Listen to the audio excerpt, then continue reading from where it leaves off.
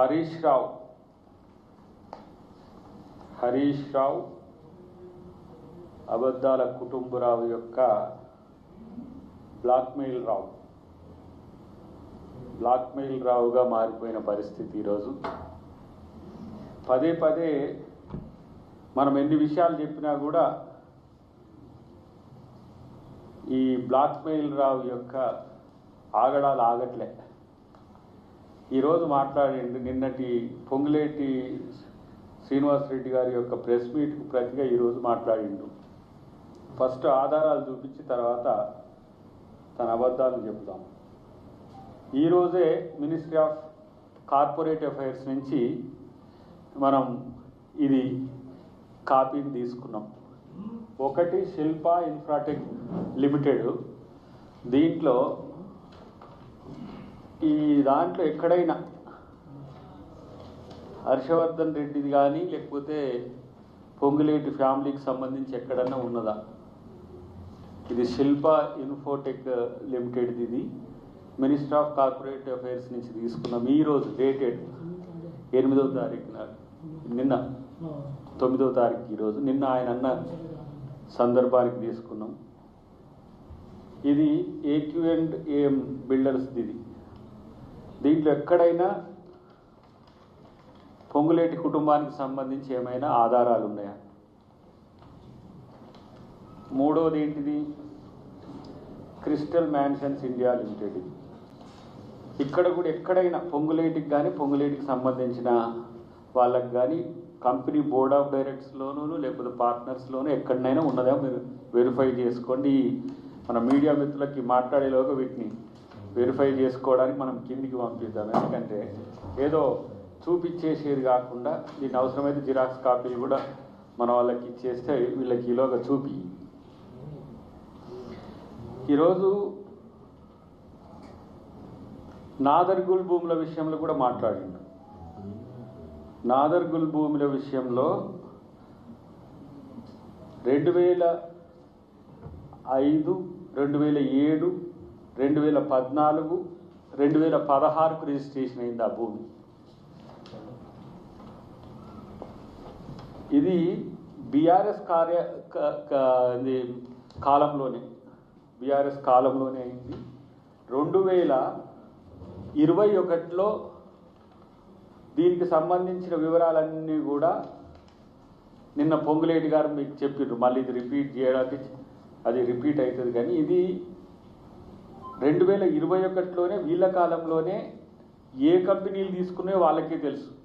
హరీష్ రావుకి ఇంకా బాగా తెలుసు, ఎందుకంటే ఆయనకు భూముల భాష బాగా తెలుస్తుంది, భూభాగవతాలు బాగా చేస్తాడు కాబట్టి హరీష్ రావుకి తెలుసు. 2021లో వాళ్ళ ప్రభుత్వంలో అది సీల్డ్ ల్యాండ్ అయినా, కోర్టు జడ్జిమెంట్ ఉన్నా, లేదంటే ప్రైవేట్ వ్యక్తి పేరు మీద ఉన్నా, లేదు రైతులకున్నా కూడా గత ప్రభుత్వం పూర్తిగా దాన్ని రిజిస్ట్రేషన్ చేసింది, మ్యూటేషన్ చేసింది 2021లోనే. మరి ఇప్పుడు ఎందుకు తగుదునమ్మా అని వచ్చిన తీన్మార్ డ్యాన్స్ చేస్తుండో హరీష్ రావు అర్థం కావట్లేదు. ఈ చిల్లర ఆరోపణలు చేసే ముందు కనీసం సాక్ష్యాలు ఉంటాయి ప్రభుత్వం దగ్గర అని ఎందుకు అనుకోవట్లేడు? బ్లాక్మెయిల్ రావు అని అనడం వెనుక కారణం ఏంటంటే నీ లైఫే బ్లాక్మెయిల్. ఒకటి, తెలంగాణ ఉద్యమంలో ఆంధ్ర ఇండస్ట్రియలిస్టులను, తెలంగాణ ఇండస్ట్రియలిస్టులను పూర్తిగా బ్లాక్మెయిల్ చేసి కోట్ల రూపాయలు దండుకొని ఉద్యమం పేరు మీద చేసిన బ్లాక్మెయిల్ రావు హరీష్ రావు. రెండవది, అధికారంలోకి వచ్చిన సొంత మామని ఆయన అన్ని విషయాలు తెలుసుకొని ఆయనను బ్లాక్మెయిల్ చేసి ఏంటిది, ఒకసారి ఇరిగేషన్, ఇంకోసారి ఏదో ఫినాన్స్ ఏదో ఎలుగబెట్టింది ఆయన. మామ ఇప్పుడు కూడా కిమ్మనకుంటూ ఉండడానికి కారణం ఆయన సీక్రెట్ అంతా కూడా అల్లునికి తెలుసు కాబట్టే బ్లాక్మెయిల్. బిడ్డని కాదని, కొడుకుని కాదని అల్లునికే భయపడడం వెనుక ఈయన బ్లాక్మెయిలే కారణం. ఇప్పుడు ఈ ప్రభుత్వంలోకి వచ్చినాక మూడో బ్లాక్మెయిల్. ఎందుకు? పొంగులేటి గారి దగ్గర ఉన్న సీక్రెట్ ఫైల్స్ ఇల్లయి, ఎవరి బీఆర్ఎస్ నాయకులై. దాంట్లో ఈయన ఇంకెక్కువ దందా. వాటిని నుంచి సేవ్ కావడానికి ఇప్పుడు మళ్ళీ బ్లాక్మెయిల్. ఒక అందమైన అబద్ధాల కుటుంబంలో బ్లాక్మెయిలర్ బయటపడ్డాడు. ఇప్పుడు ఆమె కూడా బయటపడుతుంది, చిన్నగా రూపాంతరం చెంది చంద్రముఖిగా మారుతుంది అక్క, కవితక్క. కేరళంలో మాట్లాడుతున్న చూసినాం కదా, బీజేపీ అదే మాట్లాడుతున్నది, సిపిఎం అదే మాట్లాడుతున్నది, బీఆర్ఎస్ అదే మాట్లాడుతున్నది, ఇవాళ కవిత కూడా అదే మాట్లాడుతున్నది. ఏదో రేవంత్ రెడ్డి గారు ఆడిపించిన ఆట అని అందరు భ్రమపడ్డారు, కానీ తేలిపోతున్నది కదా. చివరికి అయ్యతో మంచిగా కావడానికో, ఆ టీఆర్ఎస్ పార్టీని తీసుకోవడానికో, వాళ్ళ ఓట్లు అటు ఇటు పోవడానికో మీ బ్రతుకులన్నీ బ్లాక్మెయిల్ లేనాయి. కనీసం హరీష్ రావుకు మాట్లాడేటప్పుడు ఇప్పుడు సరే నేనేమంటా అంటే ప్రతిపక్షంగా వాళ్ళు ప్రశ్నించే హక్కు కలిగి ఉన్నారు, కాదనిలేము. కానీ అబద్ధాలను ఎందుకు చెప్తున్నారు? వాస్తవాలు ఇట్లా ఉన్నాయి కదా. ఇప్పుడు నేను కూడా అంట ఇదే శిల్ప ఇన్ఫ్రాటెక్ హరీష్ రావుకు సంబంధం ఉంది అని అంట. బట్టగాల్సి మీద వేస్తానికి ఏముంటుంది? ఇదే ఏక్యూఏఎం సంబంధించిన కంపెనీకి సంబంధించి కూడా వీళ్ళకు సంబంధాలు ఉన్నాయని అంట. అసలు దేంతో సంబంధం లేదు మీకు. మీ ప్రభుత్వంలో లేని కంపెనీలు అవి, మీ ప్రభుత్వంలో మీరు బ్లాక్మెయిల్ చేయని కంపెనీలు అవి. అట్లా బ్లాక్మెయిల్ చేస్తేనే మొన్న దాంట్లో ఎలక్షన్ కమిషన్కి సంబంధించిన ఎలక్ట్రల్ బాండ్స్ విషయంలో బయటికి వెళ్ళే కదా కేటీఆర్ ఎక్కడికి పోయిండు, ఎంక్వైరీకి పోయినాడు, అది ప్రాసిక్యూషన్కి పోయిన పరిస్థితి. కాబట్టి హరీష్ రావు ఏంటంటే మామనేమో బయటికి రాడు, బామ్మార్దేమో ఊళ్ళో లేడు, మరదలేమో పార్టీలో లేదు, ఇక రెచ్చిపోతున్నాడు. ఇక ఎందుకు?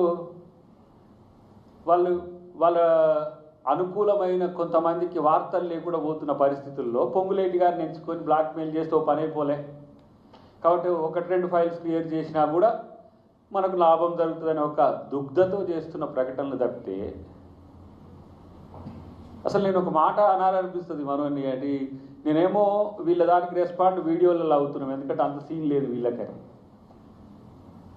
మరి ఆ నోటికి అన్నం తింటుండో ఇంకేమన్నా తింటుండో తెలుస్తలేదు నాకు. పిచ్చెక్కినట్టు మాట్లాడుతున్న పరిస్థితి ఎందుకు?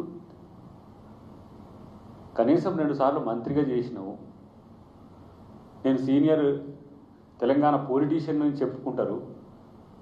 ఒక మంత్రి మీద మాట్లాడేటప్పుడైనా, ఒక ప్రభుత్వం మీద మాట్లాడితే సిగ్గుండాలి మాట్లాడి అట్లాంటి మాటలు మాట్లాడటానికి.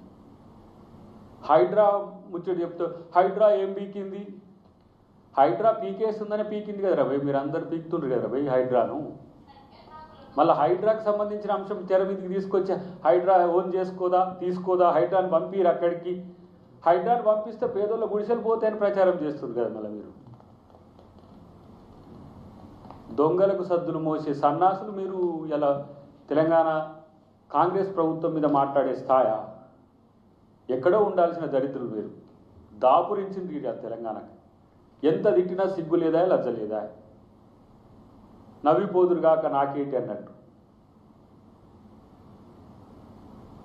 కొంచెం డెకోరం మెయింటైన్ చేయాలనే ఉద్దేశంతో వీళ్ళ పట్ల రాజనీతిలో కొంత లిమిటేషన్స్తో మాట్లాడుతున్న పరిస్థితి. కానీ విచ్చలవిడిగా చెలరేగిపోతున్న వీళ్ళ యొక్క ఏమైతే ఈ రాజకీయ విన్యాసాలు చూస్తుంటే మళ్ళీ మేము వస్తామనే ఆలోచనతోనో, లేకపోతే మళ్ళీ మాకే వస్తుందని ఒక దురాలోచనతోనో చేస్తున్న ప్రయత్నాలు తప్పితే మీరు రారు. మళ్ళీ ప్రజలు బండకేసి కొట్టి మీరు చెప్పే మాటలే నమ్మట్లేని పరిస్థితుల్లో మీరు చేస్తున్న ప్రయత్నాలు ఏందో చూస్తలేమా? నేను అంటున్న ఒక మాట, హరీష్ రావు నిజంగానే వీటి మీద చిత్తశుద్ధి ఉంటే మేము వస్తాం, రమ్మన్. ఎక్కడికి వస్తాడు? ఈ పేపర్లు అన్నీ తీసుకొని వస్తాం. బీఆర్ఎస్ పార్టీ ఆఫీస్కి రమ్మంటే కూడా వస్తాం. నేను